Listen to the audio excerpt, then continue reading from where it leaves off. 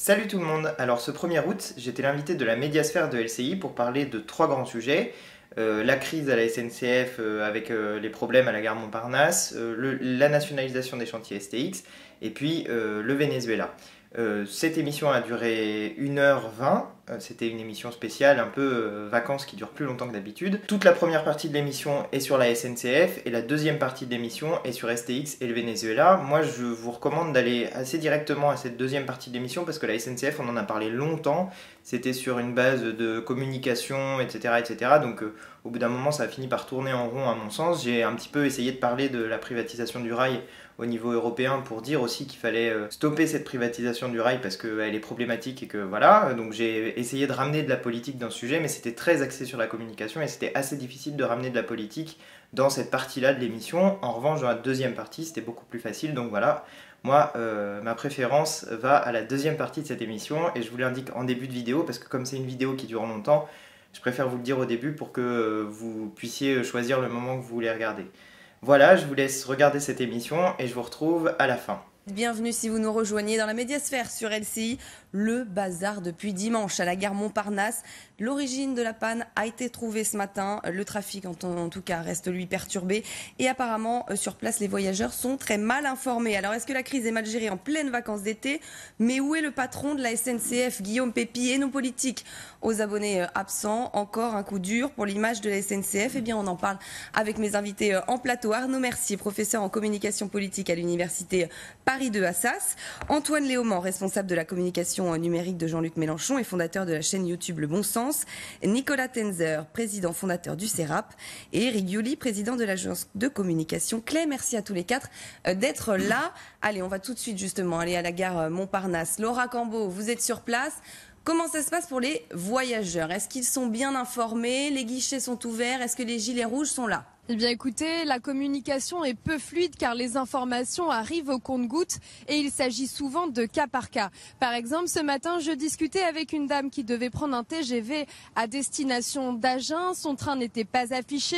Elle n'avait absolument aucune information. Finalement, elle a appris 45 minutes avant le départ de ce train qu'il était dérouté vers la gare d'Austerlitz. Pourtant, la SNCF envoie des mails, des SMS, propose de consulter son application, mais l'information arrive souvent tard. Par contre, à l'intérieur de la gare, il y a un guichet information qui est mieux informé que les jours précédents, tout comme les gilets rouges. Ils sont d'ailleurs 100 gilets rouges supplémentaires déployés entre la gare d'Austerlitz et la gare Montparnasse. En tant que journaliste, est-ce que vous arrivez à échanger avec le service de communication de la SNCF? Comment ça se passe? Il me semble qu'ils communiquent, qu'ils publient en fait seulement des communiqués. Oui, c'est ça. On sent véritablement que la SNCF tente de contrôler, de vérifier chaque information qui sort. Un numéro est disponible 24 heures sur 24 pour tous les journalistes en cas de besoin. On sent également qu'il y a un contrôle d'envoi d'images, mais aussi de déclarations, puisqu'avant-hier, le porte-parole de la SNCF avait refusé de venir s'exprimer ici sur place à la gare Montparnasse. Les journalistes avaient donc dû se rendre au siège de l'entreprise en Seine-Saint-Denis. Merci Laura Cambeau et Roman Boudy en direct donc de la gare Montparnasse. Bon, tout de suite sur l'image de la SNCF, quand même clairement, c'est pas terrible. Week-end de chassé-croisé entre juilletistes et haussiens, cette panne, elle tombe mal quand même, faut le dire. Oui, elle tombe d'autant plus mal que la semaine dernière, en début de semaine dernière, si je me souviens bien, ils ont lancé une grande opération de consultation des usagers de la SNCF à grand renfort de reportages. Alors là, sur place et avec la direction, sur la satisfaction et les problèmes et il y avait eu avant, vous vous souvenez, une conférence de presse du président et du directeur général expliquant que les retards n'étaient pas acceptables et qu'on allait prendre des mesures importantes. Donc c'est sûr que ça tombe pas bien. Maintenant, c'est une panne, c'est... Oui, bien sûr, mais en termes d'image, Arnaud Mercier, c'est déjà pour l'ensemble de se dire, voilà, une gare paralysée, le dimanche, comme je disais, de chassé-croisé, c'est pas bon, clairement. Oui, non, clairement, c'est pas bon pour l'image de la SNCF et en plus, ça vient écorner quelque chose sur lequel ils sont déjà jugés faibles par les Français, c'est-à-dire les questions de ponctualité. Donc là, on a des annulations, on a des retards et on a surtout aussi ce problème de communication qui pourtant ils essayent de corriger, mais qui est très fortement perçu par les usagers, c'est-à-dire le sentiment qu'on est un peu, en gros, parfois du bétail et qu'on est même à peine informé de ce qui se passe, que la SNCF ne fait pas toujours tous les efforts pour prévenir en temps réel, non seulement de ce qui se passe, mais d'expliquer ce qui se passe. Donc là, effectivement, on a vu que au début, il y a eu une tentative un peu d'une certaine façon de minimisation. Non mais on fait tout ce qu'il faut, ça va revenir. Et puis ils se sont aperçus que techniquement, il y avait un gros problème, visible beaucoup plus gros que ce qu'ils avaient imaginé. Donc ils se sont trouvés à nouveau en décalage entre la communication du départ et aujourd'hui. Alors, avant de revenir sur ce problème de communication, Nicolas Tenzer, en effet, quelle est l'image des Français, quelle image ils ont de la SNCF? En effet, c'est ce que disait Arnaud Mercier. C'est une image en fait qui est à la fois contrastée, mais qui est globalement négative. Enfin, qui est globalement négative parce que sur le plan de la communication, de l'accueil, de l'information, de l'amabilité, de l'efficacité, de la disponibilité, du coût ça qui coûte devient cher et on aimerait avoir un service derrière. Voilà, exactement. C'est-à-dire que ça devient de moins en moins effectivement compétitif par rapport à d'autres modes de transport. Non seulement les cars Macron qui sont relativement récents, mais également, bien souvent, je le vois sur des lignes que je fréquente régulièrement, que l'avion, qu'Air France en particulier, ou ses filiales. Donc ça, je crois que c'est très, très évident. Deuxièmement, c'est vrai qu'il y a malgré tout un aspect positif, mais qui a été extrêmement privilégié, d'ailleurs aussi en termes d'investissement, qui est le TGV. Alors là, qui est une très belle image. Quand ça marche, c'est merveilleux, c'est superbe, c'est extraordinaire. Mais c'est vrai qu'au détriment du fonctionnement quotidien, de la communication, des petites lignes et d'un certain nombre aussi effectivement d'infrastructures, enfin qui ont été, je dirais, très, très, très pénalisés. Et puis troisièmement, encore une fois, les Français font souvent, je crois, la comparaison, en tout cas ceux qui le peuvent. Moi, je vois, je prends tout le temps l'avion aussi parce que je voyage beaucoup, mais c'est vrai que quand je compare la manière dont on est accueilli, dont on est informé par les grandes compagnies aériennes, à quelques exceptions près, c'est sans comparaison par rapport à la SNCF. Et là, il y a un vrai effort de modernisation, je crois, sur le long terme qui est à accomplir. On va écouter Mathias Vichra, il est directeur général adjoint de la SNCF. La rédaction d'LCI l'a joint par téléphone et il reconnaît un problème en effet au niveau de la communication. Alors lui, il dit de l'information des voyageurs. On l'écoute. On s'est rendu compte qu'en situation de crise, là, cette information n'était pas optimale, elle n'était pas satisfaisante. Et c'est le constat qu'on a fait pour la journée de dimanche. Donc effectivement, c'est pas une question de communication, c'est une question d'information voyageurs. Et pour cette raison-là, effectivement, nous devons améliorer les choses. Et s'il y a un point positif, en tout cas dans ce domaine, à la crise que nous avons vécue et à la panne que nous avons vécue depuis 48 heures, c'est de pouvoir améliorer pour l'avenir cette situation. Communication, en tout cas information à améliorer parce que oui, on va écouter ce matin les voyageurs justement. On s'est levé plus tôt pour voir comment ça allait s'organiser, mais bon, on déplore un peu qu'il n'y ait pas plus d'informations alors que ça a l'air d'être bien organisé d'une certaine manière, mais juste quand on arrive sur la gare, il n'y a personne. J'ai appelé au téléphone pour échanger mon billet, ils m'ont envoyé en gare. Je suis venue en gare pour qu'on me dise que je devais prendre n'importe quel train qui allait à Hendaye, mais sans place assise. Donc en gros, je suis allée partir ce matin et là, toujours pas de train, on m'envoie à Paris Austerlitz, mais on sait rien. Je sais pas s'il va y avoir des trains à Hendaye, on nous dit juste pour départ sud-ouest, il faut aller à Austerlitz et débrouillez-vous quoi. Donc super, le départ en vacances. On ne sait rien, Antoine Léaumont. C'est quand même dingue parce qu'on se dit qu'aujourd'hui, à l'heure actuelle, avec notamment Internet, donc ces mails, les textos, certains en ont reçu, certains en ont pas reçu. Alors il y a cet aspect-là d'Internet qui facilite quand même la communication. On est d'accord. Ou qui peut compliquer parfois. En réalité, j'ai l'impression que le bazar entraîne du bazar. C'est-à-dire qu'il y a une panne qui est évidemment pas prévue puisque c'est une panne. On ne connaît pas la durée de cette panne au début. On dit qu'elle va durer un certain temps. Puis en fait, on s'aperçoit qu'elle est effectivement plus grosse que ce qui était prévu. Donc ça dure. Et j'ai l'impression que ce qui est vécu comme un problème de communication, d'information, est d'abord un problème de perception du problème et de perception de l'ampleur de la panne au début. Donc une erreur d'analyse sur le problème qui était sur place. Après, oui, mais il faut anticiper, c'est ce qu'on se dit. On a envie de se dire, on sait que ça peut arriver ces grosses pannes, il faut quand même avoir derrière un secours. Il faut bien voir que quand vous êtes dans une situation de crise comme ça, l'effet produit par la première panne et la première communication entraîne d'autres effets. C'est-à-dire, vous dites que ça dure pas longtemps. C'est ce qui était dit au début. La panne se prolonge parce qu'en réalité il y avait une mauvaise analyse de la panne, donc vous provoquez de la frustration sur la durée prévue initialement, donc vous créez de nouveaux problèmes, de nouveaux agacements qui font que c'est encore plus difficile à gérer derrière, et ça fait quelque part un effet boule de neige. Vous vous retrouvez dans une situation qui finit par être difficilement gérable.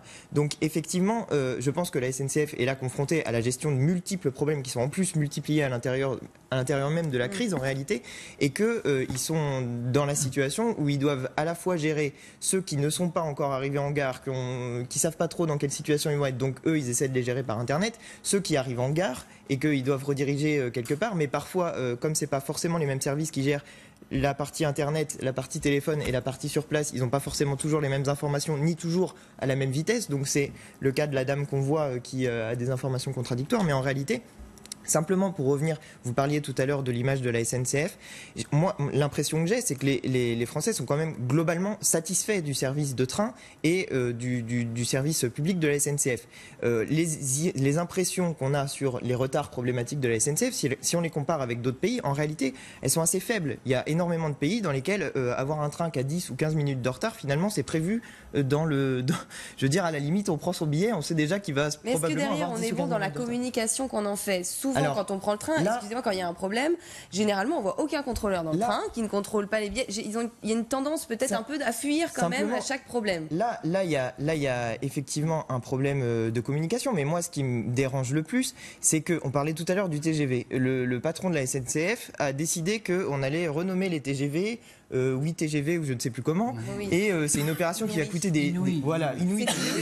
Ça va coûter des millions d'euros de faire cette opération de communication, et on voit qu'il y a des endroits où l'argent à l'évidence devrait aller plus rapidement, et notamment dans la résolution des problèmes. On va y venir. Si on reste sur le problème de cette communication, ce matin on voit les gens, c'est à l'aube, mais ils disaient quand même à 6h30 il n'y a pas de guichet d'ouvert, il n'y avait pas de gilet rouge. Je dois dire que ce matin, je trouve que c'est particulièrement catastrophique parce en fait, la panne, elle a commencé samedi soir.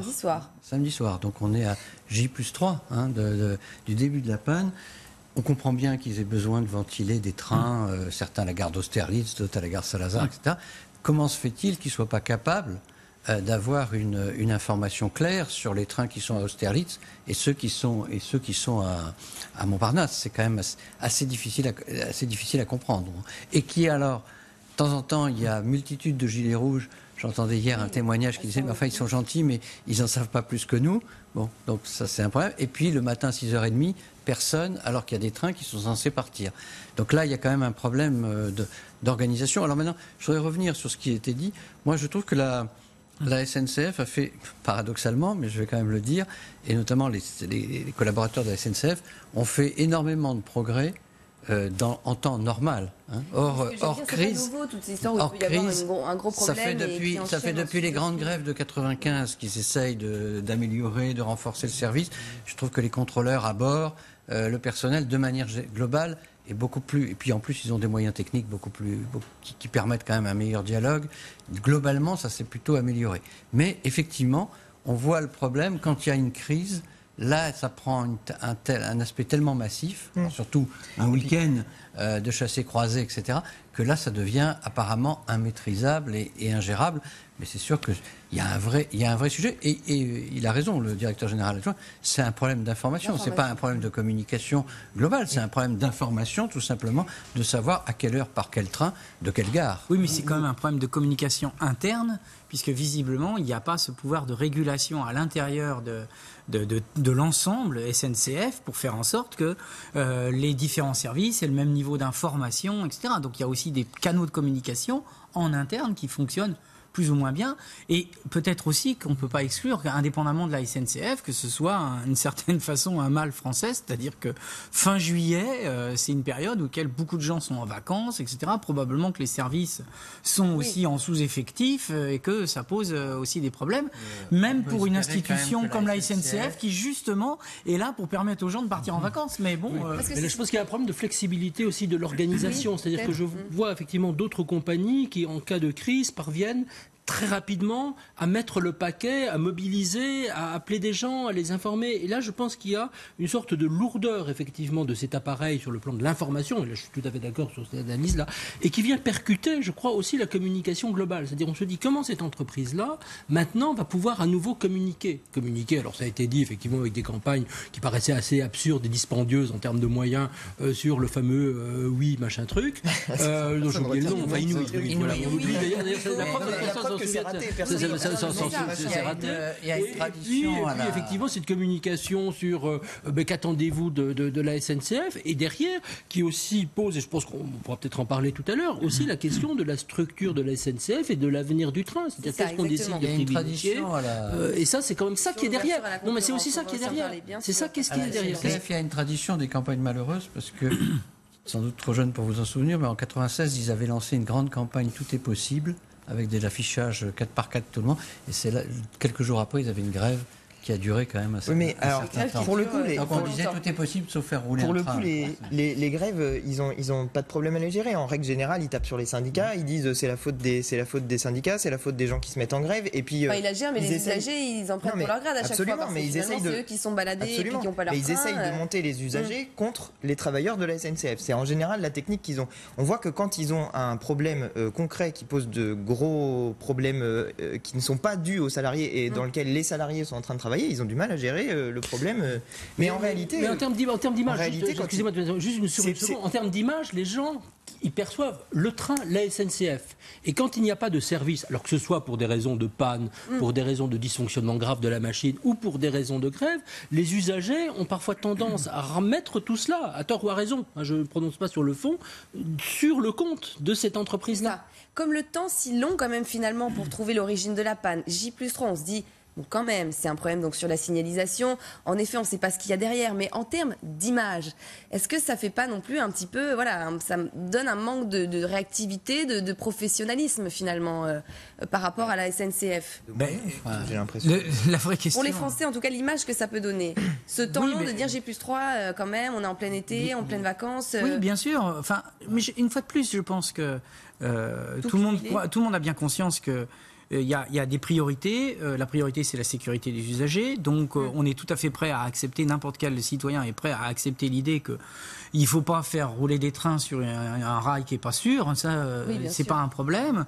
De l'autre, on veut bien admettre aussi la technicité, l'extrême difficulté. La vraie question, c'est la capacité à se projeter dans une communication relativement efficace qui consiste à dire on vous explique les choses. Or, il me semble que la SNCF joue sur un double tableau. Il y a d'un côté une communication qui apparaît extrêmement transparente sur un certain nombre d'éléments et qui sont une certaine forme de mise en scène de sa communication. Et de l'autre côté, il reste et il demeure une opacité sur un certain nombre de choses. C'est la même chose sur les trains de banlieue ou les TER ou ce genre de choses, dans lequel lorsqu'il est arrivé, sur la incident passager, incident voyageur, enfin des termes qui sont d'un flou artistique total et qui fait qu'on ne sait absolument pas et qu'on a l'impression qu'on n'est pas des adultes et qu'on ne mériterait pas des explications. Justement, sur l'incident voyageur, c'est pour éviter de dire que quelqu'un s'est suicidé sur les voies. Oh, c'est pas que ça, parce que des fois, c'est quelqu'un qui a eu un malaise dans le train, un malaise sur le quai. Enfin, mais c'est très. Il faut dire d'abord sur le professionnalisme. N'oublions pas que quelques-unes des grandes entreprises comme Microsoft ou autres ont eu aussi des pannes et ont mis parfois 48 heures ou 72 heures à les rétablir. Donc il y a quand même une technicité. Je crois que la complexité est évidente. Mais il faut reconnaître aussi qu'il y a quelque chose qui est très dur, parce que moi qui utilise beaucoup le train, entre les fois où il fait trop chaud, où il fait trop froid, où il y a du vent, où il y a des gens sur les rails, où il y a des animaux sur les rails, où il y a effectivement des suicides, etc. C'est vrai qu'il y a une vulnérabilité qui est considérable. C'est ça, des solutions, des plans B, quoi, tout simplement. Il faut reconnaître qu'il y a une vulnérabilité qui est considérable. Alors maintenant, est-ce qu'ils arrivent? Moi, je pense que c'est plus en termes effectivement de communication interne, de fonctionnement et d'information qui a un vrai sujet. Sur la communication de la SNCF, là pour l'instant, elle publie des communiqués. Personne n'intervient. Ce que nous a dit notre reporter, c'est qu'hier, le président n'a pas voulu se déplacer face aux journalistes. Ils ont publié 2 photos d'agents qui sont en train, du coup, donc, de travailler sur les pannes. Alors, c'est pareil, c'est là où c'est peut-être la mise en scène. Mais où est Guillaume Pépi, qu'on voit souvent? Est-ce que c'est pas lui, là, d'intervenir, justement, quand même, et de se présenter aussi, peut-être, aux usagers? Enfin, c'est lui le patron, non? Il est où, Guillaume Pépi? Il n'a pas à intervenir dans ce cas-là, vous pensez? On ne le voit pas. Je pense qu'en termes de communication de crise, parce que là, manifestement, c'est une crise, il y a un choix à faire sur le niveau des porte-paroles, et ce n'est pas forcément au président d'emblée d'intervenir. Bon. Simplement, il y a un moment où ça prend une telle importance que c'est difficile pour le président de s'exonérer, surtout, comme c'est le cas de Guillaume Pépi, quand il a l'habitude d'être extrêmement, comme disaient les anglo-saxons, vocal, et qu'on le voit beaucoup dans beaucoup de circonstances. C'est l'ancien responsable de la communication. Y compris d'ailleurs derrière la ministre, quand la ministre... C'est quelqu'un qui est toujours très présent, les Français le connaissent. Si vous vous souvenez de Bretigny, où il avait été extrêmement présent, c'est vrai que son silence, là, entre guillemets, interpelle un peu. Et de toutes les façons, alors, la communication sous forme de communiqué, quand vous avez des gens qui sont, et voire de photos, vous avez des gens qui sont dans la gare avec leurs enfants, qui ne savent pas si, etc., je pense que c'est pas du tout adapté. C'est une erreur, clairement, dans la communication. Il y a une erreur, mais enfin, effectivement, je pense qu'il y a aussi une erreur vraiment d'information. Moi, je vois, il y a quelqu'un que je connais qui a dû faire vraiment du coup d'urgence, parce qu'il y avait une vraie urgence, 7 heures en voiture, dans des conditions terribles, parce qu'il n'a pas pu, les gens de sa famille n'ont pas pu prendre leur train, ou des tas de choses comme ça. Et ces gens-là ont l'impression d'être un peu laissés dans la nature, on ne les contacte pas, on ne s'excuse pas auprès d'eux. Enfin, donc il y a, je pense, cette et l'accumulation de cas fait évidemment pagaille. Maintenant, je crois que c'est un événement grave, et donc à ce moment-là, quelqu'un comme Guillaume Pépi, je crois, doit communiquer, et on attend, enfin les gens attendent. Alors c'est peut-être absurde, c'est probablement disproportionné, mais aujourd'hui c'est vrai qu'il y a une attente envers le dirigeant, et c'est vrai que c'est une entreprise qui est très personnalisée de fait. Ça fait comme très longtemps qu'il est là, Guillaume Pépi. C'est pas ça, il incarne. Il est devenu à incarner pour le meilleur ou pour le pire, mais enfin avec aussi toutes les qualités effectivement qu'il a. On l'attend normalement. Je veux dire, voilà, il est revenu incarner cette maison. Maintenant, le vrai sujet, c'est pour dire quoi? C'est pour dire quoi au moment où la panne n'est quand même pas résolue, où le problème aujourd'hui, à l'heure qu'il est. Mais comme vous le disiez sur la communication, on ne sait pas, on verra quand ce sera effectivement. De dire aux usagers, on est quand même là avec vous, on tente de tout faire pour vous. Voilà. Mais comme on a l'impression que c'est pas le cas. Et après, je pense que viendra le temps, bien sûr, de l'explication, de la compréhension. Il y a un aspect technique évidemment, mais aussi le temps des excuses, c'est-à-dire comment après la SNCF va communiquer, éventuellement dédommagée d'ailleurs, dédommagée parfois lourdement, parce qu'il y a des locations ratées. Il n'y a pas que le frais du train. Il n'y a pas que le frais du train. Il peut y avoir les locations. Et là, je pense que ce sera très important de bien communiquer, parce que si les gens qui ont été individuellement touchés par cet événement se sentent finalement compensés, respectés, etc., ce sera beaucoup mieux que s'ils se sentent à nouveau méprisés. Et là, on aura aussi une communication négative, parce qu'il y aura des associations, des gens qui vont se former, etc. Et je crois que c'est un impact très long terme sur l'entreprise qui va se jouer à travers ce problème. Il me semble aussi que la SNCF est un peu victime d'une stratégie de communication qu'elle a adoptée depuis un bon moment, qui est justement de parler des trains qui arrivent à l'heure. C'est-à-dire qu'on voit très bien comment ils essayent de compenser les insatisfactions qui persistent, même si elles sont peut-être moindres que dans d'autres pays, ça, admettons. Mais ils communiquent sur les lignes du RER C, A ou D, tout le monde dit c'est l'enfer, etc. Sur le mode 82% des trains arrivent à l'heure ou des choses comme ça, voyez, ponctualité. Honnêtement, les 18% qui restent, alors dans ces cas-là, ils sont particulièrement visibles et ils sont particulièrement mal vécus par les gens, y compris d'ailleurs quand ils truquent les statistiques, puisque quand un train est supprimé, il n'est pas en retard. Or, un train supprimé, c'est aussi un retard. Vous voyez ce que je veux dire. Donc, il y a un côté, finalement, ils veulent compenser.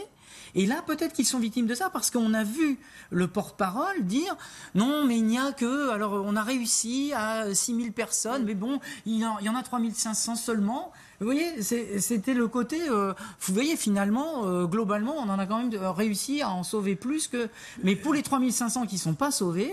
Eh ben Mais là, Arnaud, c'est une règle de communication politique. C'est-à-dire que parfois, on voit aussi des hommes politiques ou des femmes politiques qui disent la même chose. Qui disent, c'est pas si grave, c'est pas si grave. D'ailleurs, on voit le chômage, attendez, on en a 20 000 de moins. Oui, on a un stock de plus de 3 millions, mais enfin, il y en a 20 000 de moins. La communication. Et donc, il y a parfois cette tendance à la minimisation qui est extrêmement inquiétante et qui va à l'encontre d'une bonne communication. Parce que surtout pour une entreprise qui perception. service. La politique, c'est une question de perception. Alors Donc, justement, ça, c'est important. vous parlez des politiques, parce que là on a parlé de la communication, de la SNCF en effet qui n'est pas présente, mais nos politiques, où ils sont aussi, on se demande quand même, parce qu'il y a très peu d'interventions à ce sujet, il y en a quelques-unes ce matin, hein, mais donc on est quand même, on le disait, à J+3. Alors la ministre des Transports, Elisabeth Borne, elle est allée hier au centre de recherche, donc elle est allée en effet peut-être soutenir les techniciens sur place, mais on l'a pas vue dans la gare, en tout cas ça c'est sûr. Elle était sur Europe 1 ce matin, alors elle n'était pas très contente, en effet, elle dit que la crise a été mal gérée, elle le reconnaît. Elle parle de tirer les leçons, alors attention, vous allez voir, elle parle d'un retour d'expérience à faire.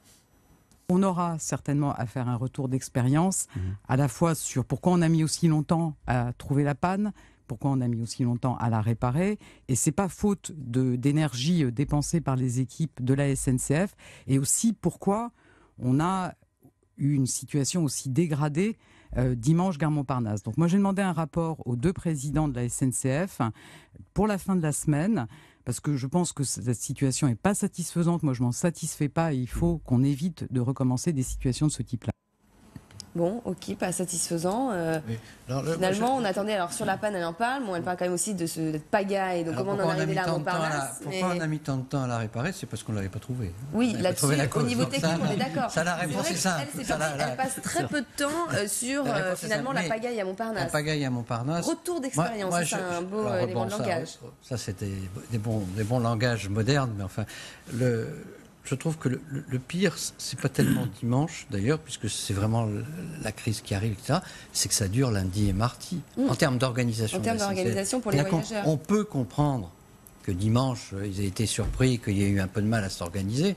Mais comment se fait-il que le mardi matin, on soit encore à ne pas savoir si le train est à Austerlitz ou à la gare Montparnasse, pas pouvoir informer les usagers. Moi, j'entendais hier des gens qui étaient à la gare Montparnasse, qui attendaient, on leur disait vous attendez là, puis au dernier moment, on leur disait non, il est à Austerlitz, prenez un taxi, débrouillez-vous. Et oui, où il y a des départs de Massy. Alors oui, enfin Massy, pour aller à Massy, faut à la gare Montparnasse, faut y aller. Peut-être que en fait tout le monde a été victime d'optimisme. C'est-à-dire que au départ. Mais est-ce qu'il ne faut pas se dire qu'il y a justement avoir les 2 solutions et dire que ça peut durer, il nous faut un plan B d'urgence. Sauf que au départ, la SNCF annonce une panne qui va être résolue dans la nuit le lendemain matin. Oui, il disait même midi au début, puis ça c'est fin dimanche. En gros, ça devait être réglé lundi matin. Ils l'ont annoncé samedi soir en disant que ça sera réglé dimanche midi. Puis ensuite ça reprendra dimanche dans l'après-midi. C'est décalé d'un jour. Oui, non, mais donc au début, ils s'attendent à un truc qui va être résolu rapidement et qui ne va pas provoquer ce bazar. C'est ce que j'essayais de dire tout à l'heure sur le bazar qui provoque du bazar. Oui. Ils attendent un truc qui va s'arrêter dans le temps. Donc il n'est pas logique de faire de la communication de crise à ce moment-là. Mais c'est ce qu'on se dit, c'est qu'il faudrait y avoir les 2 alternatives. Je ne sais pas du tout ce qu'est cette panne, mais imaginons il s'agit d'un câble coupé quelque part dans la gare Montparnasse. Comment voulez-vous trouver ce foutu câble coupé quelque part? Nécessairement, il y a des pannes qui prennent plus de temps que d'autres à résoudre. Et peut-être, ça, on est bien d'accord. Mais l'idée, c'est d'avoir un plan B de secours urgent. Je suis d'accord. Mais là, en l'occurrence, alors à l'évidence, il n'avait pas ce plan B.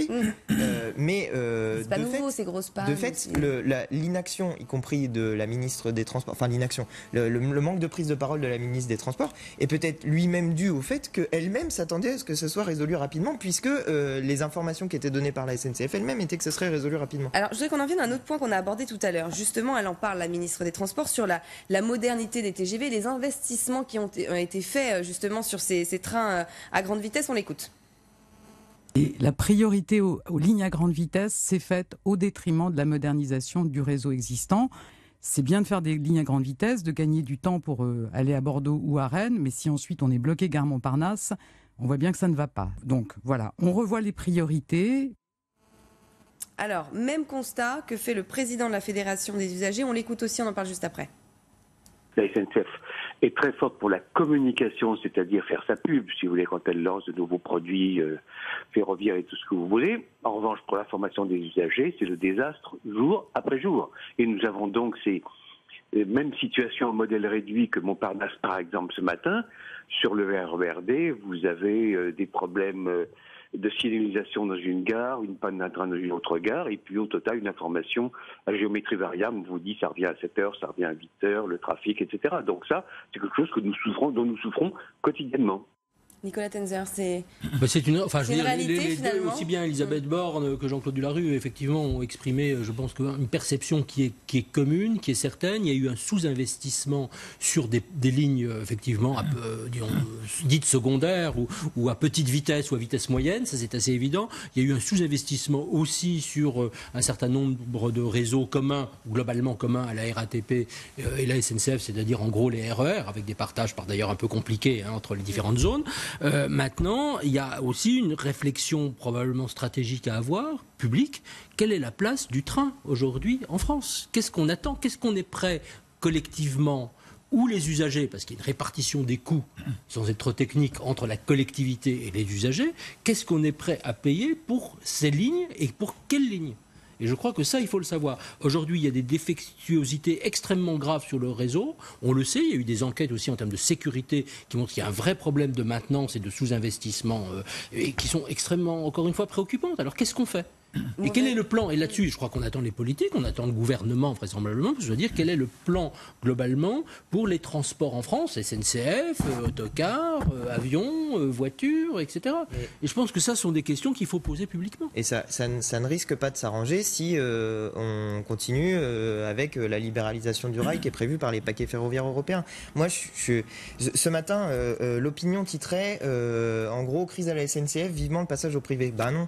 En réalité, alors ça, l'ouverture à la concurrence, ça peut amener en tout cas les gens, en tout cas pour question image, les Français à se dire ah bah tiens, si on ouvrait à la concurrence, peut-être que ça les ferait un peu réfléchir. C'est ce qu'on essaie de me dire, voilà, ce que peut-être le Français dans la gare va se dire. C'est ce que beaucoup de gens essayent de faire, c'est-à-dire qu'on a un service public du rail en France qui est, en dépit de certaines pannes et de certains retards de temps en temps, très efficace comparativement à des endroits où la concurrence a été ouverte. Si on regarde par exemple au Royaume-Uni, la situation du rail est catastrophique.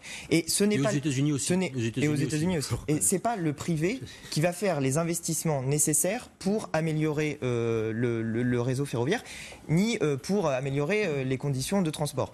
L'ouverture à la concurrence, l'idée générale, c'est ça va être mieux organisé et ça va coûter moins cher. En réalité, on s'aperçoit que quand on passe au privé, ça coûte plus cher et c'est moins organisé. Donc là, on arrive dans une situation de tension énorme puisque les investissements nécessaires, je dis bien nécessaires, n'ont pas été faits en temps voulu. Et ça, c'est des investissements, à mon sens, que doit prendre en charge la collectivité parce qu'ils n'ont pas seulement des implications en matière de qualité du service et compagnie, ils ont des implications en matière de sécurité et on l'a bien vu à Brétigny.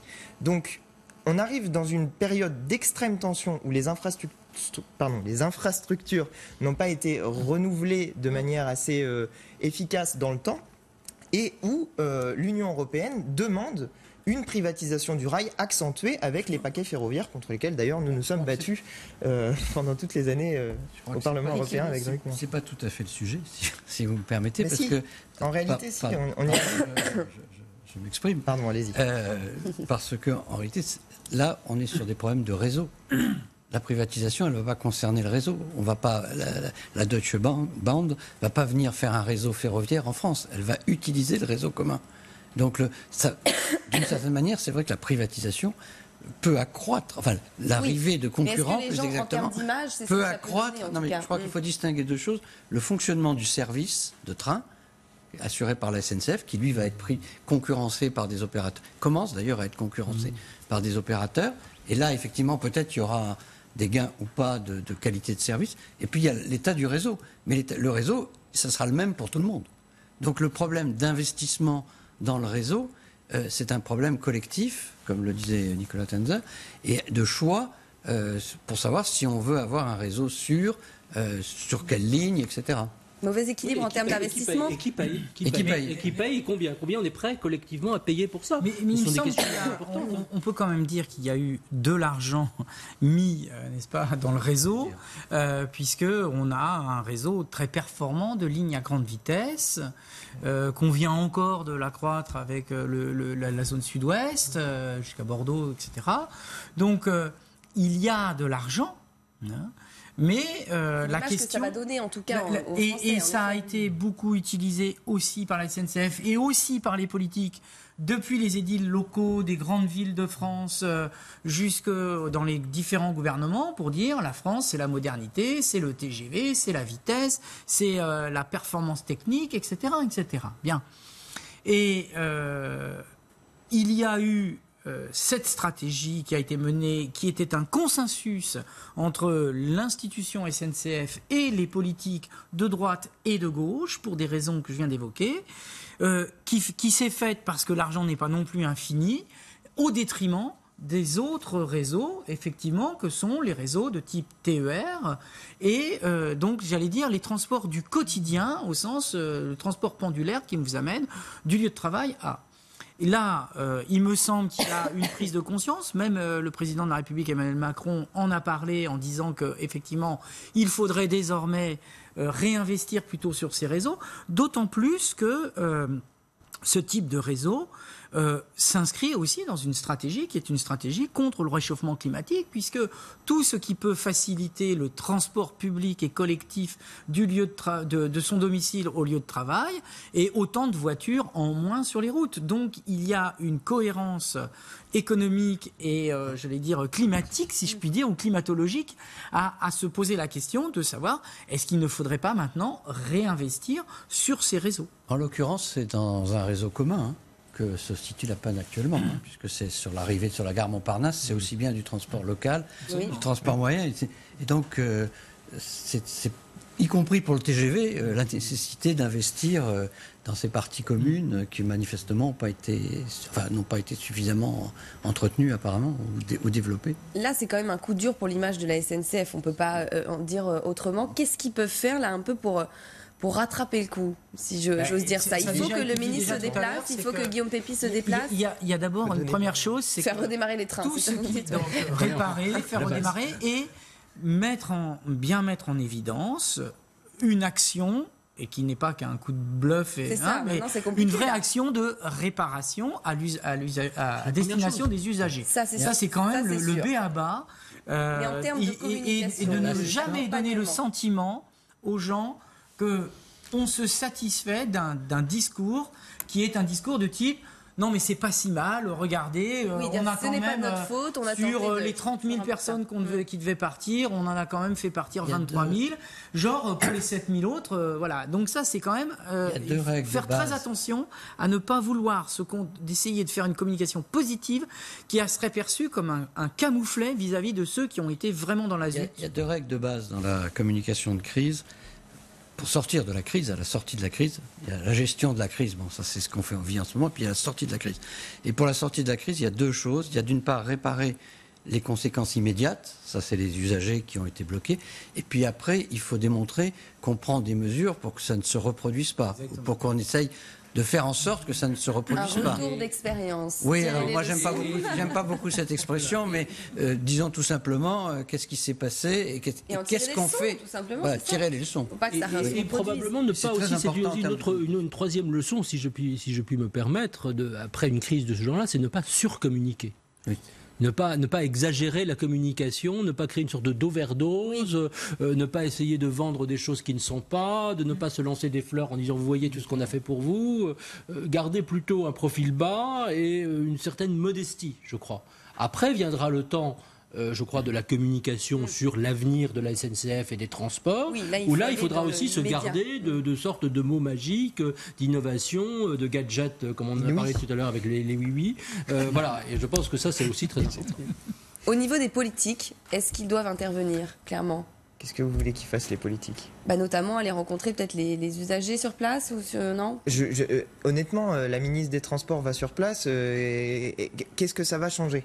Enfin, je me pose la question. Je veux dire, les gens vont. C'est en termes, encore une fois, comme on est sur la communication et l'image, est-ce que ça, au moins, les gens se sentiraient si la ministre des Transports va à la gare Montparnasse, l'image que ça donnera, c'est des gens crient sur la ministre en disant qu'est-ce que c'est que ce bazar, et en quelque sorte, ils auront raison. Enfin, je veux dire, là, dans la situation, à l'évidence, enfin, je suis désolé de revenir à des choses très pragmatiques, mais c'est un problème technique qu'il faut régler. Mais le seul truc si on revient à des choses très pragmatiques, il y a des gens qui ont économisé pour partir une semaine en vacances cet été et qui se retrouvent à la gare, ils aimeraient peut-être justement qu'ils la chose que j'allais vous dire, c'était que leur dire, absolument, la chose que j'allais vous dire, c'est en matière de communication, mais surtout de prise en charge, c'est que, à mon sens, il faut rembourser les billets qui sont évidemment pas partis, mais plus aussi faire un geste pour les gens qui ont des réservations dont ils n'ont pas pu profiter, qui avaient prévu des choses afférentes au voyage dont ils n'ont pas pu pas pu profiter et régler ce problème. Mais c'est ce qu'on appelle le premium de Loris en droit, c'est-à-dire en fait la compensation de la douleur. Voilà.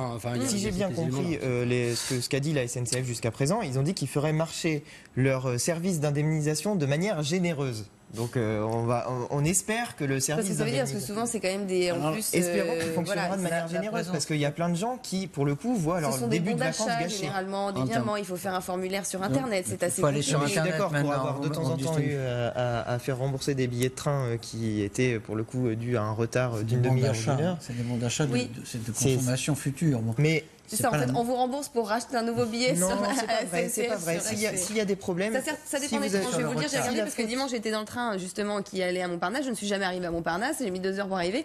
Donc je suis allée voir. En effet, c'est de une demi-heure à 1 heure, c'est 25% en bon d'achat. Et ensuite, il y a les virements qui viennent quand ça monte. Ah non, moi j'ai eu un remboursement. J'étais dans le même cas que vous, j'ai eu un remboursement. Sur la présence de la ministre, d'abord, on l'a dit, il y a la question de la présence du président ou du directeur général, puisqu'ils sont même 2 présidents, comme l'a rappelé la ministre. D'ailleurs, ils étaient tous les deux avec la ministre, mais pas avec les usagers. Donc ça, c'est une première question. La présence de la ministre, c'est toujours une question que moi je me pose, parce que d'un côté, on voit bien que la présence de la ministre, ça ajoute à la panique, plutôt que ça en retire. Maintenant, c'est aussi une manière de montrer si ce n'est une compassion, du moins une prise en compte.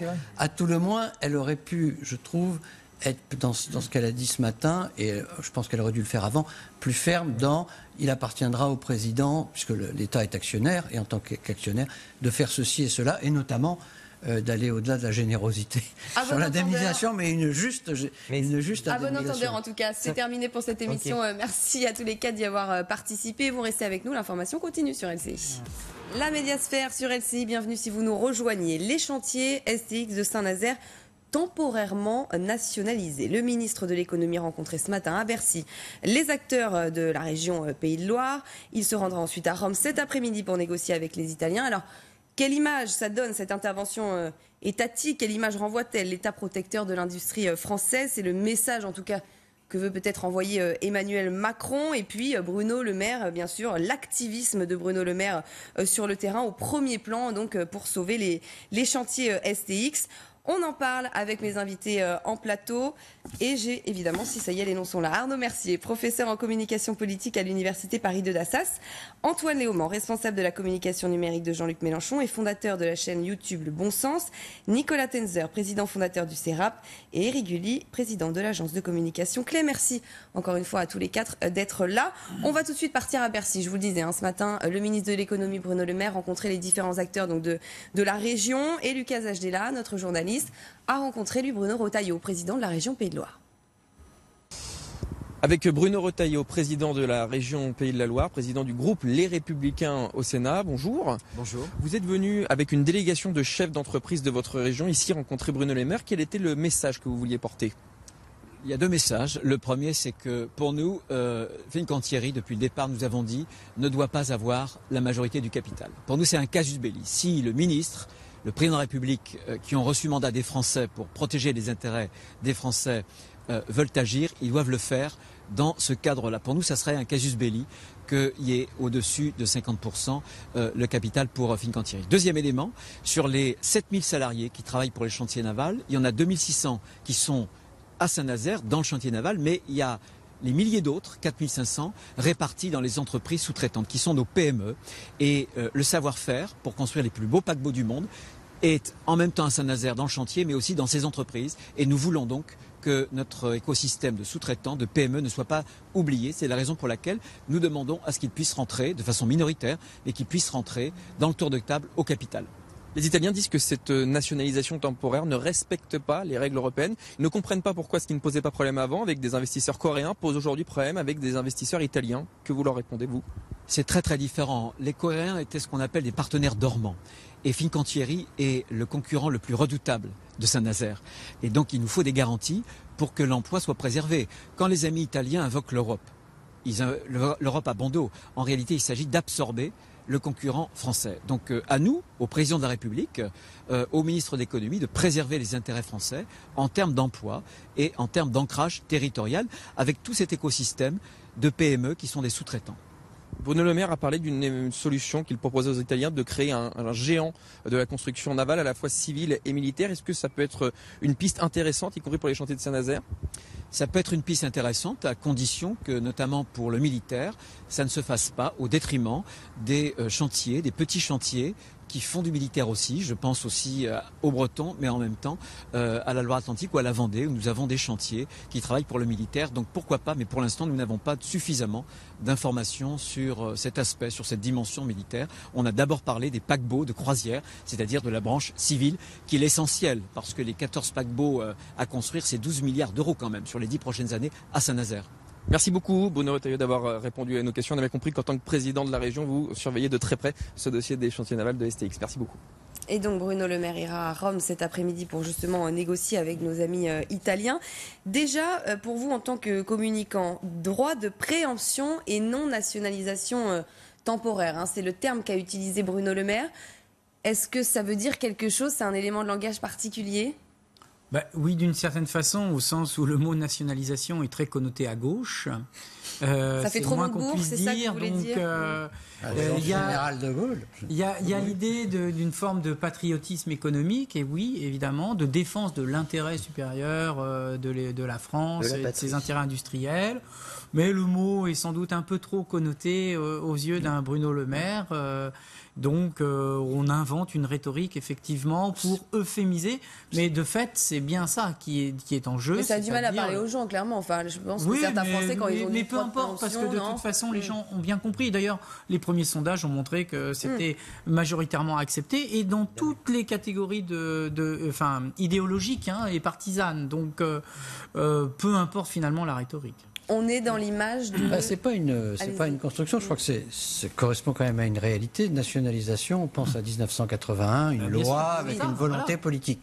Là, c'est l'application d'une disposition contractuelle qui prévoyait qu'en cas de revente des chantiers, l'État français, qui était actionnaire minoritaire, avait le droit de racheter. Donc c'est l'application du contrat initial et du droit initial. En même temps, c'est la volonté de dire c'est temporaire.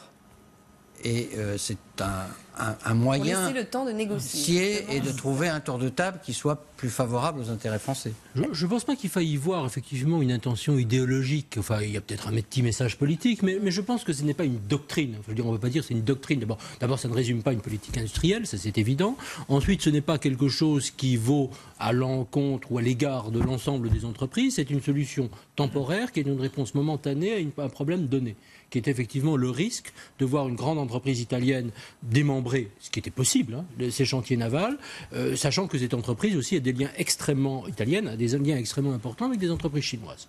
Et je pense que là, on s'est dit, il y a quand même un intérêt. Voilà, il y a un intérêt stratégique assez évident. Il y a un problème effectivement de défense nationale dans la mesure où STX fabrique des coques de sous-marins notamment et d'autres bâtiments de guerre.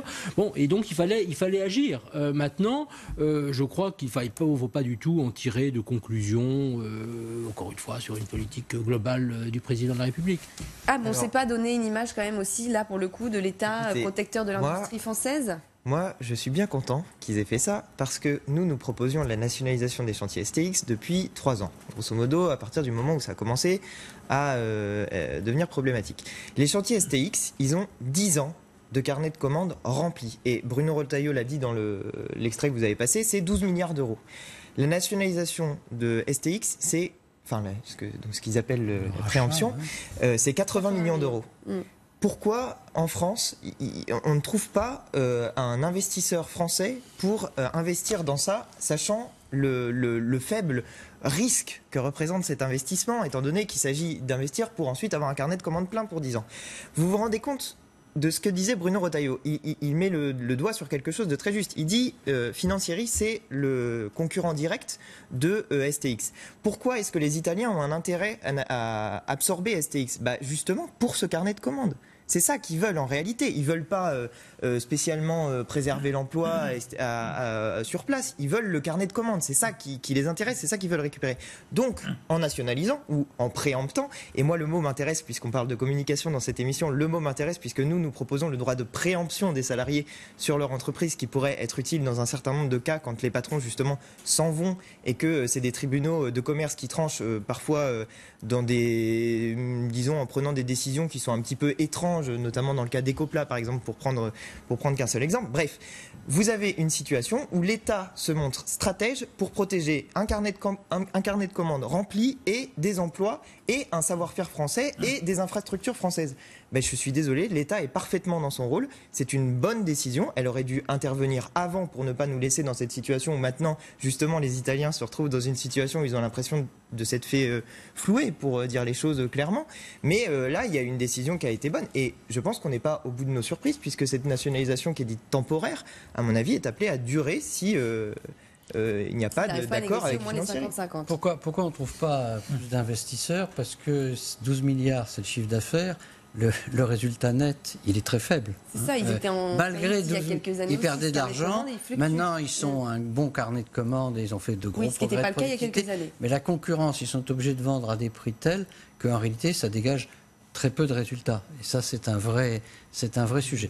Après, il faut dire que, d'après ce que j'ai compris, ils ont une forme où on construit les bateaux. Absolument. Comme il n'y en a pas d'autres en Europe. Absolument. Donc l'idée que l'acquéreur italien aurait pu du jour au lendemain retirer les commandes, ça je crois que c'est une idée un peu théorique. En revanche, il y a beaucoup de choses autour et il y avait effectivement, je pense, la crainte qu'une partie parte en Chine, une partie en Italie, et puis la crainte pour l'avenir, disons, sur le long terme. Pour rebondir sur cette histoire de forme, la forme, c'est ça porte assez bien son nom, c'est l'endroit où on construit justement les parties des bateaux.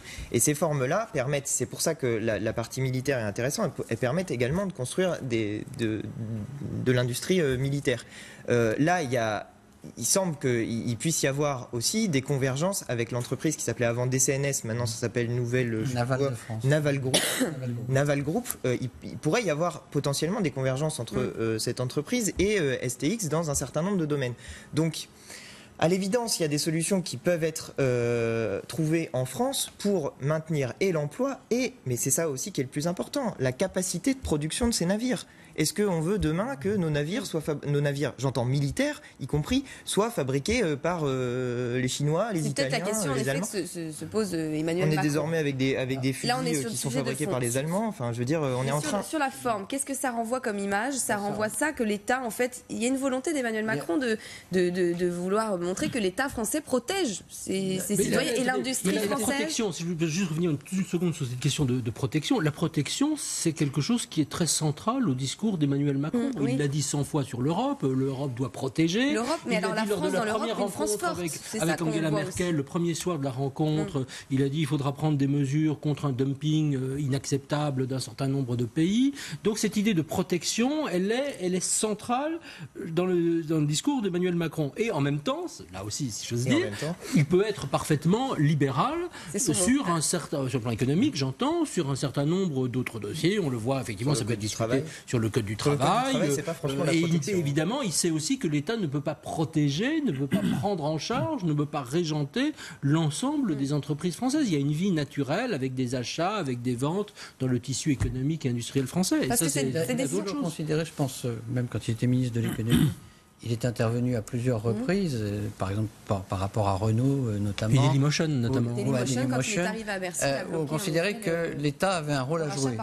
Que le fait d'être dans une société entre guillemets plus libérale ou d'économie plus mondialisée, ça ne supprimait pas un certain rôle pour l'État et qu'à un moment, l'État doit être capable de prendre des responsabilités, peut-être même temporaires, pour faire face à des situations et éviter que certains éléments essentiel, stratégique, et là je crois qu'on est tous d'accord sur le fait de dire que c'était stratégique.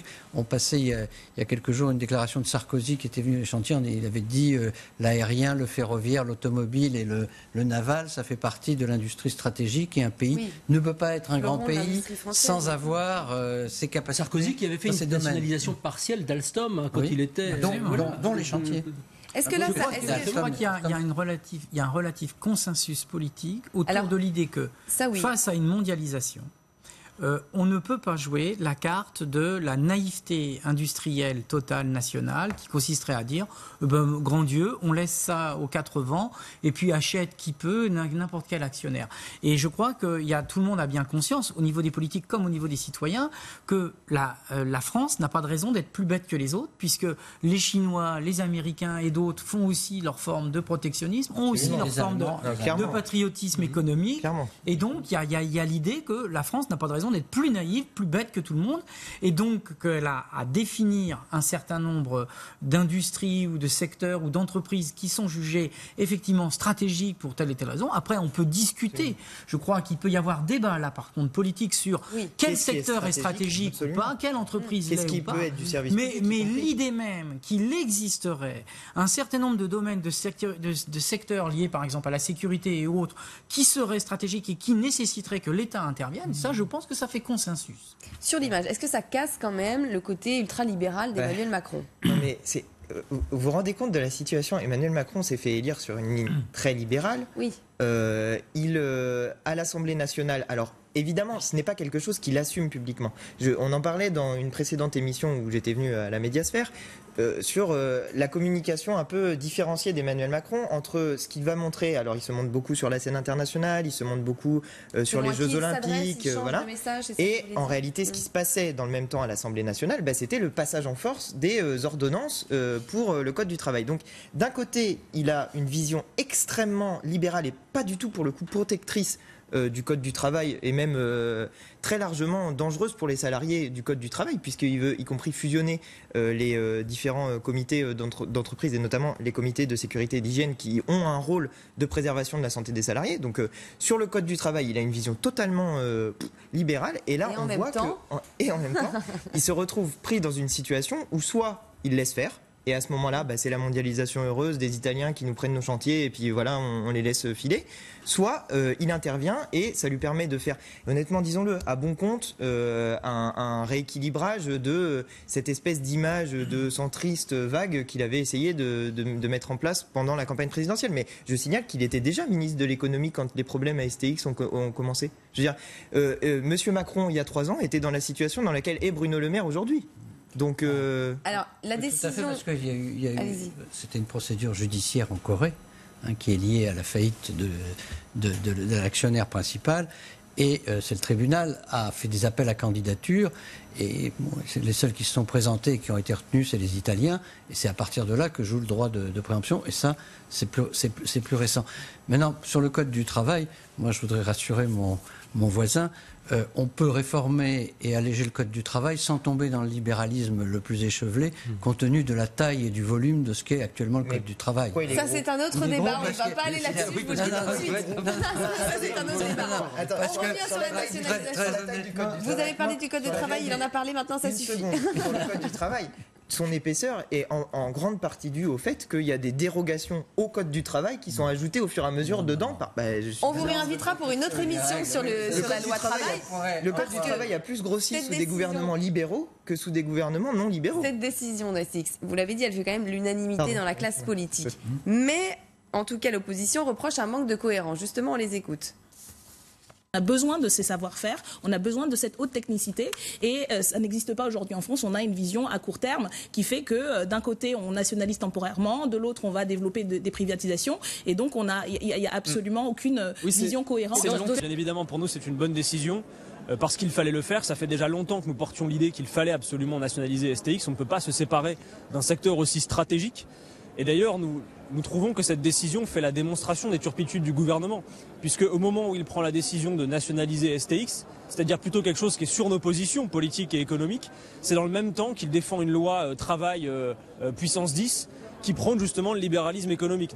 turpitude, vous l'avez dit aussi tout à l'heure, Nicolas Tenzer, c'est exagéré. Hein. C'est ça, c'est. Est-ce que ça donne une image aussi peut-être de manque de clarté et de cohérence, justement? Pour moi, je pense qu'il y a, encore une fois, je pense qu'il y a une cohérence et il y a une clarté. D'ailleurs, pendant la campagne, Emmanuel Macron n'a jamais dit le contraire. Il n'a jamais été une sorte de pur libéral, je ne sais pas, à la Thatcher par exemple. Ça n'a jamais été sa position. Et je crois il a toujours défendu, qu'on soit d'accord ou pas, une forme de libéralisme à la française qui se combine finalement avec une forme à la fois d'autorité de l'État, d'autorité aussi sur le plan, je dirais, institutionnel, voire moral, avec une doctrine de la liberté qui vaut aussi en termes de liberté politique, bien sûr, et en termes de liberté d'entreprendre. Et je crois que c'est un mixte. Et je crois qu'on n'a pas besoin d'être d'un côté complètement ou de l'autre. On peut être un peu des deux sans que ce soit incohérent. Je pense qu'il n'y a pas d'incohérence. C'est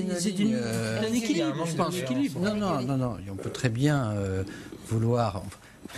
L'action gouvernementale est suffisamment diversifiée, suffisamment large pour qu'il y ait, selon les secteurs, des visions différentes. Il faut s'adapter à la réalité. Il faut s'adapter à la réalité. D'autre part, effectivement...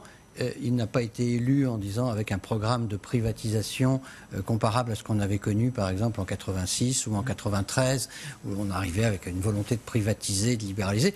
Il a été élu avec un programme de modification du Code du travail, de modification de la fiscalité et de pragmatisme. Donc je pense qu'il va effectivement vendre une partie des participations de l'État quand il estimera que ou le gouvernement estimera que ce n'est pas nécessaire de les garder.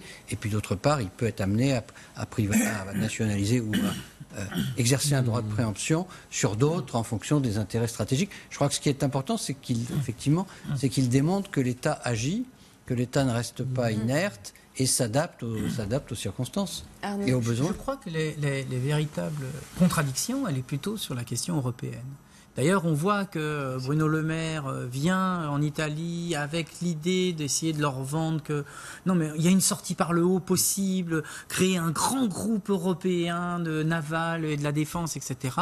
Une sorte, ce que disait dans votre journal tout à l'heure, d'Airbus de la construction navale.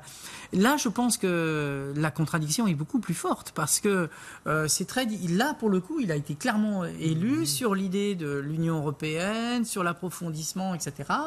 Et là, il y a une contradiction possible avec l'idée d'un patriotisme économique et d'un patriotisme économique, y compris vis-à-vis d'un pays vraiment allié de l'Union européenne. Alors, on sait bien que derrière l'Italie, il y a des investisseurs chinois, enfin derrière la société italienne. Donc là, il y a aussi ce problème, effectivement, éventuellement chinois, sauf qu'on ne le dit pas, en tout cas au niveau du gouvernement, c'est pas un geste de défiance avéré vis-à-vis de la Chine, mais on voit bien que là, il y a quand même un point qui est, à mon avis, plus fort dans la contradiction, parce que je pense qu'effectivement, sur le plan industriel, il a pu dire à la fois qu'il était pragmatique et que sur le plan du droit du travail, il peut être libéral. Je ne pense pas que là, ce soit une contradiction. Airbus, sur la question européenne, c'est une contradiction en interne. Airbus, c'est une solution européenne. Laisser racheter un pan de l'industrie française par un des pays membres de l'Europe, c'est pas une solution européenne. C'est une solution italienne. Ou c'est une solution allemande. Bruno Le Maire sera cet après-midi. Donc, c'est pas contradictoire avec son engagement européen. Effectivement, quand il dit on pourrait constituer un grand groupe au plan européen, là, il est dans la... L'Europe avec une France très forte, quand même. Oui, on a aussi cette impression-là. Je pense qu'on revient, par rapport à ce que disait Arnaud, je pense qu'on revient avec cette idée de la protection. L'Europe apporte la protection. Et ça, il l'a dit tout le temps pendant la campagne, il l'a dit après. L'Europe, ce n'est pas non plus la passoire, ce n'est pas la passoire pour, effectivement, le dumping ou les achats qui viennent d'entreprises ou de prédateurs, je force un peu le trait, étrangers ou chinois. L'Europe, c'est quelque chose qui doit définir effectivement des règles communes et qui vise à protéger les peuples et les économies européennes. Et je crois que de ce point de vue-là, il y a une cohérence. Ce n'est pas une sorte d'européisme béat, ouvert. Je pense qu'on a quelque chose de beaucoup plus raisonnable. On peut être très européen sur le plan des idées et des valeurs et reconnaître que l'Europe aussi a une mission essentielle de cohérence économique et de protection économique. Je voudrais qu'on en vienne à Bruno Le Maire et son rôle dans cette affaire. Bruno Le Maire, enfin ministre de l'économie, sur un gros dossier. C'est un peu ça, c'est ce qu'il attendait, on a l'impression quand même. C'est lui qui va au front, en tout cas, et qui porte le dossier. Il porte le dossier, ce qui est normal, puisqu'il est ministre de l'économie. Il exerce un droit de préemption, ça relève vraiment du Trésor, enfin de la direction générale du Trésor, de la direction des participations de l'État. Donc il est dans son rôle, ça lui permet de se mettre en évidence. C'est vrai que jusqu'à maintenant, il n'avait pas eu trop l'occasion, compte tenu de l'activisme du président de la République et de l'existence d'un Premier ministre qui lui-même essaye de... parce qu'il est, par exemple, il est chargé aussi de la réforme fiscale. Or, c'est pas lui qui a annoncé les mesures, c'est le président de la République. Non, Darmanin n'est pas chargé de la réforme fiscale. Oui, Darmanin est chargé d'appliquer les mesures fiscales. Et la législation fiscale, c'est je veux dire, dans l'annonce, il s'est fait squeezer à la fois, si je puis dire, par le président de la République, le Premier ministre et Darmanin réunis. Oui. Et personne n'a compris que c'était lui qui était en charge. Oui, c'est ça. C'est important pour Bruno Le Maire, cette nationalisation, cette décision. On sent que c'est quelqu'un qui veut toujours être proche des Français et de l'industrie et notamment des entreprises et de bien suivre les choses. Question image, c'est important pour lui ce qui va se passer. Bien sûr que c'est important pour lui parce que c'est difficile finalement d'exister dans ce gouvernement. Sa crédibilité va être en jeu là clairement aussi. Absolument. Par rapport à ce qu'il va dire. Et donc lui, il a besoin de jouer ce qui a été demandé dès le début. Jouer collectif, mais en même temps jouer quand même sa carte personnelle, ce qui est le cas de beaucoup de ministres, faut quand même le dire. Mais de lui en particulier, n'oublions pas quand même pour le coup de la politique. Oui. Et puis surtout lui, il était quand même candidat à la primaire de la droite, donc il avait de très hautes ambitions. Il a fait 5-6%. Oui, il a pris le bouillon, donc ça a quand même été une claque un peu sévère. Mais il a eu le cran de retourner devant ses électeurs, alors qu'il avait fait le choix d'entrer dans le gouvernement et que un certain nombre de ses amis politiques ne s'étaient pas gênés de le traiter de traître. Donc, bref, à partir de là, il a quelque chose à reconstruire. Et effectivement, c'est important pour lui de se positionner sur quelque chose qui était un créneau que peut incarner une partie de la droite avec Sarkozy, etc., qui était une sorte de patriotisme économique. Le côté, finalement, on accepte la nationalisation. Et effectivement, il y avait la figure du général de Gaulle qu'on peut invoquer de cette manière, ou même les politiques industrielles étatiques, colbertistes, de Georges Pompidou, etc. Donc, il y a une tradition à droite aussi de l'interventionnisme d'État en faveur des politiques industrielles. Donc, lui, il prend ce créneau-là, et je pense qu'il ne le lâchera pas, et qu'à mon sens, cette affaire STX en annonce d'autres au sens où il n'hésitera pas à reprendre ce type de créneau. D'autant plus qu'il y a un dossier dont il n'arrive pas pour l'instant à se dépêtrer, qui est celui de GMS et de la souterraine, où il est allé, où ça a été encore reporté une nouvelle fois, ce qui est quand même incroyable. Pour une reprise, en tout cas, unique. Où il s'était beaucoup engagé, puisqu'il a tenu plusieurs réunions avec les constructeurs, avec les syndicats, et que pour l'instant, ça n'a pas démarré. Donc il a quand même un problème de crédibilité. Oui, mais tout en disant aussi quand même que l'État ne pouvait pas tout, qu'il pouvait jouer au médiateur, qu'il pouvait faciliter les choses, réunir les parties, de faire avec les constructeurs mais qu'en même temps, il n'y avait pas une solution étatique, clé en main. Et là, il n'est pas question, il n'a jamais d'ailleurs évoqué que ça pourrait être possible ou envisageable pour une série de raisons, il n'y aurait jamais de nationalisation ou de rachat partiel, je crois, de cette entreprise. Encore une fois, dont l'intérêt stratégique, et je ne parle pas bien sûr de l'intérêt et de la souffrance des salariés, ça c'est autre chose, mais ou de l'intérêt, je dirais, local également sur le bassin d'emploi. Mais il n'y a pas un intérêt, effectivement, je dirais, stratégique, analogue à l'histoire de STI. C'est moins... l'industrie automobile en soi est moins stratégique au sens très fort du terme pour l'État que l'industrie navale et que l'industrie d'armement naval en particulier. Mais effectivement, c'est stratégique pour la Creuse en l'occurrence. Le GMS en Creuse, c'est je crois, deuxième employeur. Premier employeur privé. Premier employeur privé, mais deuxième employeur mais premier employeur privé, effectivement. Donc, si vous détruisez l'entreprise GMS, vous mettez sur le carreau tout un territoire. Et la Creuse, le nombre de personnes qui sont employées par GMS, je crois que c'est 273. Sur la population active en Creuse, c'est un nombre énorme. Donc vous, en condamnant GMS, vous condamnez pas seulement une entreprise, vous condamnez toute une région française, tout un département français au chômage en réalité. La perte économique n'est pas seulement pour les salariés de GMS, c'est une perte économique en chaîne pour tous les gens qui, en Creuse, dépendent des salariés de GMS directement ou indirectement parce qu'ils travaillent en Creuse, parce qu'ils dépensent de l'argent en Creuse et parce que ça fait vivre tout un tas d'emplois. Donc, d'un point de vue stratégique, pour moi, avoir de l'emploi réparti sur l'ensemble du territoire français, c'est stratégique. Au niveau de l'intervention pas de la même manière. Pas de la même manière, en tout cas. Après, au niveau de l'intervention de l'État qui, là, pour le coup, intervient, je pensais, puisque tout à l'heure, on a beaucoup parlé de la SNCF, avec un État qui n'intervient pas. On peut se dire, est-ce qu'on peut faire un parallèle avec une ministre sortie de la société civile qui a peut-être du mal à intervenir sur place, et de l'autre côté, des gens qui sont plus rodés, qui sont des ténors de la politique et qui là pour le coup interviennent. Est-ce qu'on peut le voir comme ça? Ça me paraît une question que je pose. Ça paraît un peu excessif. C'est un peu tiré par les cheveux. C'est un peu tiré par les cheveux à mon sens, parce que. Mais ce qui est vrai, ce qui est absolument certain, c'est que le ministre de l'économie, eh bien, il a de grandes ambitions et il veut que, puisqu'il avait déjà été candidat à la présidence via la primaire de droite, et que lui, il est en âge de se projeter vers des élections suivantes, etc. Donc lui, il trace son parcours, ce qui n'est pas du tout le cas de la ministre des Transports. Ce qui est assez curieux, c'est qu'ils n'ont pas du tout tiré parti, ni lui d'ailleurs, ni le gouvernement, ni le président, de Whirlpool. Oui. Qui pourtant avait un caractère particulièrement symbolique compte tenu de ce qui s'était passé pendant la campagne électorale et avec Marine Le Pen, où ils ont trouvé une solution de reprise dans des conditions qui sont apparemment très, très satisfaisantes. Et c'est un peu passé inaperçu, alors que c'était un bon succès, me semble-t-il, de la méthode de ce que Macron avait dit pendant la campagne, c'est-à-dire on ne peut pas sauver une entreprise à n'importe quel prix et n'importe comment. En revanche, on peut essayer de trouver des solutions, en l'occurrence un changement complet d'activité, mais sur le site avec les mêmes salariés. Il nous reste 10 minutes d'émission. On a parlé donc de cette nationalisation temporaire d'STX et de l'image qu'elle renvoie. Je voudrais qu'on parle d'un tout autre sujet. On parle du Venezuela. Depuis le mois d'avril, le pays est quand même secoué par une vague de protestations contre le chef de l'État, Nicolás Maduro, qui a donc cette vague de protestations a déjà fait quand même 113 morts et des dizaines d'arrestations. Hier, élection de la nouvelle Assemblée constituante qui avait été donc demandée par l'héritier Hugo Chavez, mais la crise clairement est loin de s'apaiser. L'opposition dénonce une tentative de prise du pouvoir du gouvernement. Des manifestations vont être organisées dans la semaine.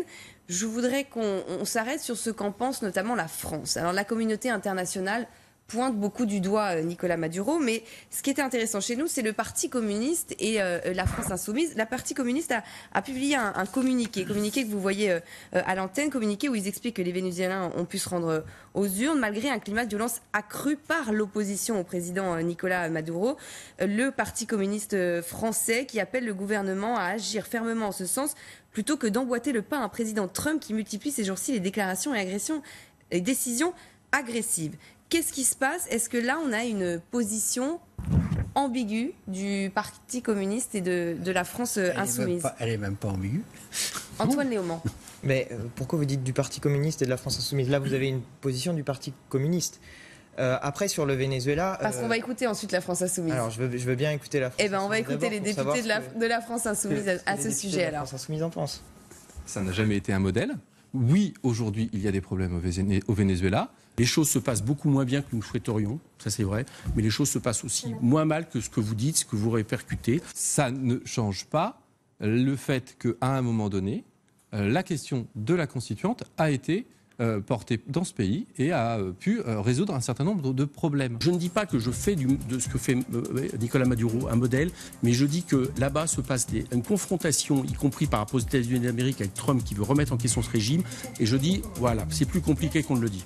Alors pour le Parti communiste, ça c'est clair. Peut-être la France insoumise, c'est eux qui sont un peu ambigus quand même. Non, je veux dire, la position est claire. Nous avons toujours dit sur le Venezuela, nous n'avons jamais dit que c'était un modèle, nous avons dit que c'était une source d'inspiration, en particulier pour ce qui est du processus constituant. De fait, nous proposons dans l'Avenir en commun un processus constituant pour permettre, et on a pu voir finalement à l'Assemblée nationale combien ce processus constituant avait du sens, puisque l'Assemblée nationale est de plus en plus bloquée par une majorité qui est un petit peu...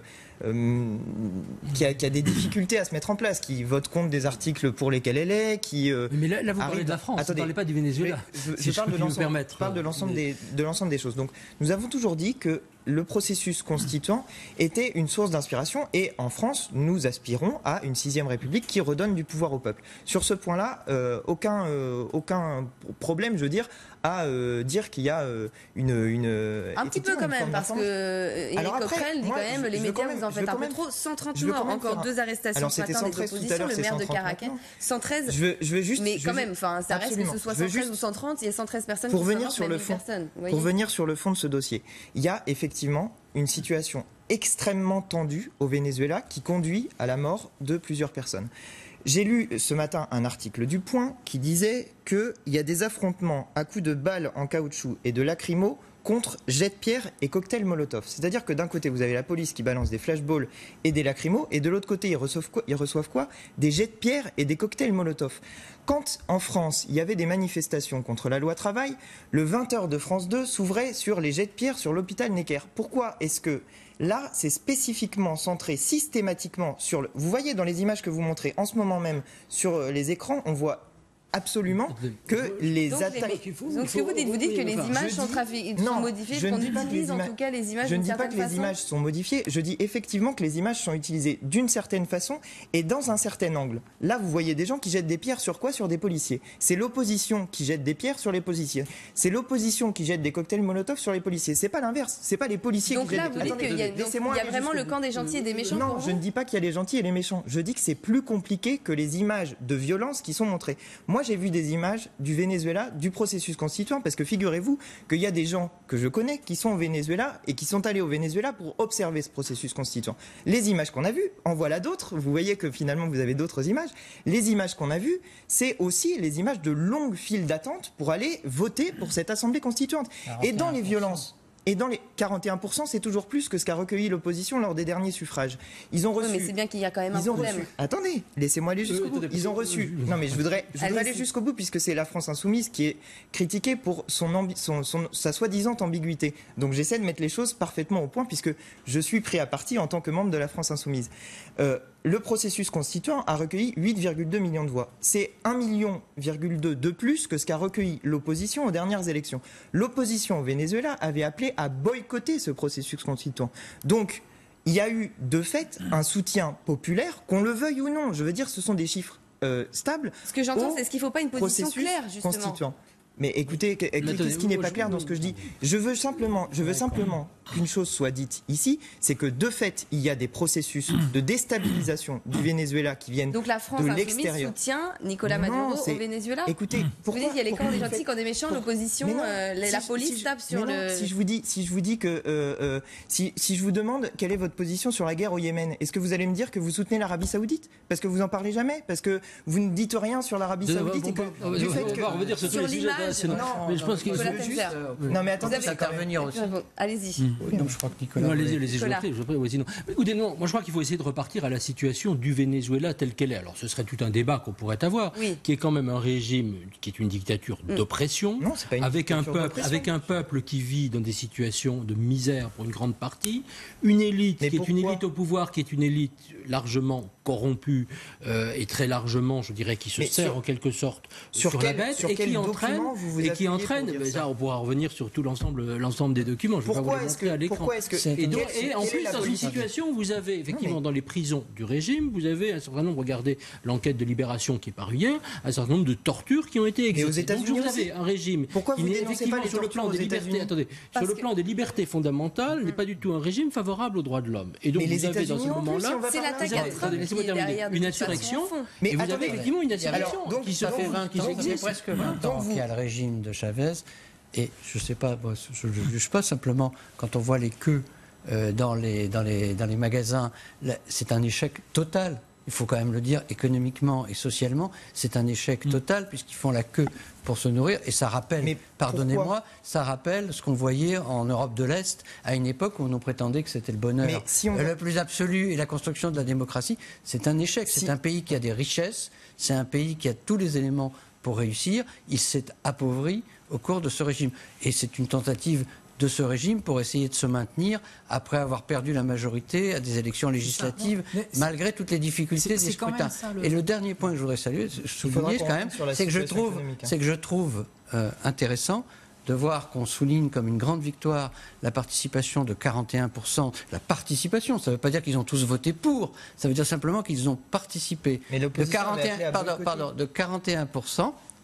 Alors qu'on nous explique qu'en France, le président de la République, qui n'a pas été élu par 50%, qui avait près de 50% des gens qui n'étaient pas pour lui, ça c'est pas démocratique et il n'a pas de légitimité. Ceux qui ont 41% des participants, ce qui ne veut pas dire encore une fois des gens qui sont pour, et on dit c'est formidable, c'est un élément de démocratie. Et Jean-Luc Mélenchon, je suis un peu étonné. À l'époque, tweet en avril 2013 de Jean-Luc Mélenchon qui soutenait l'élection, la victoire, en tout cas de Maduro. Mais qui disait que c'était une source d'inspiration, c'est ce que je vous ai dit tout à l'heure. Nous saluons la victoire de Maduro. Deux choses. 41%, c'est le nombre de gens qui ont effectivement participé à cette élection. Ça fait 8,2 millions de personnes. C'est toujours plus que ce qu'a recueilli l'opposition la dernière fois. Mais surtout, l'opposition a appelé à boycotter ces élections. Enfin, je veux dire, elle a clairement... Mais ils ont une raison à faire ça. Attendez, allons jusqu'au bout. Vous parlez de la situation économique. Alors allez-y, mais après... Alors il va falloir rattraper. Parce que là, je ne comprends pas votre position, c'est de revendiquer quelque chose qui est, à mon sens, un contre-modèle. Parce que vous êtes pour une assemblée constituante libre à vous, ça ne me dérange pas du tout.